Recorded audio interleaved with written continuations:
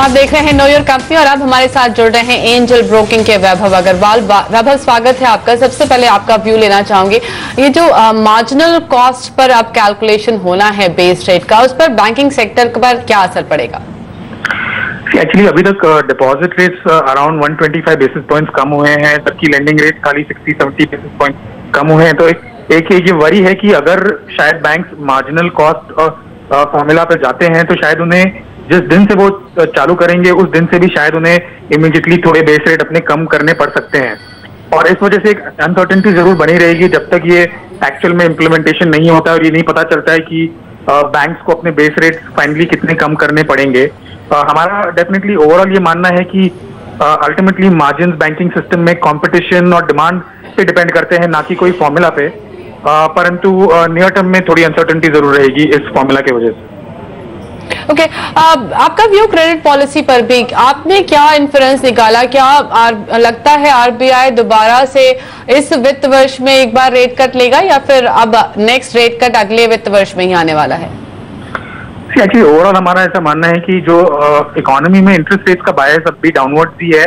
Seasonally inflation जरूर बढ़ा है, परंतु हमारा ऐसा मानना है कि स्ट्रक्चरली इन्फ्लेशन भी बिनाइन ही रहना चाहिए। ग्लोबली भी कमोडिटीज में एक बिनाइन आउटलुक ही है। साथ ही साथ में अगर आप जो पॉलिसी रेट के अलावा अगर बाकी रेट्स को देखें, बैंकिंग जो एक्चुअल डिपॉजिट लेंडिंग रेट, अब भी डिमांड इतनी कम है, क्रेडिट ग्रोथ अब भी कम है। तो हमारा ऐसा मानना है कि स्कोप इंटरेस्ट रेट के कम होने का ही है रादर देन नहीं होने का। सो ओवरऑल बायस हमारा फिर भी डाउनवर्ड रहेगा।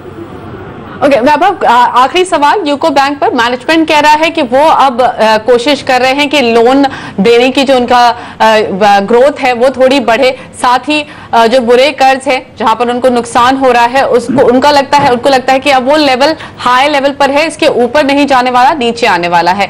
बट यूको बैंक काफी ज्यादा परेशानी में रह चुका है। इन सारी बातों के बाद क्या लगता है कुछ व्यू बदलेगा आपका? नहीं, एक्चुअली इस समय हमने वो स्टॉक को कवरेज से भी एक्सक्लूड कर दिया है। और जनरली हमारा ऐसा मानना है कि अगर पीएसयू बैंक्स में देखना भी हो तो जो बड़े बैंक है जैसे एसबीआई वो अभी कंसिडर किए जा सकते हैं।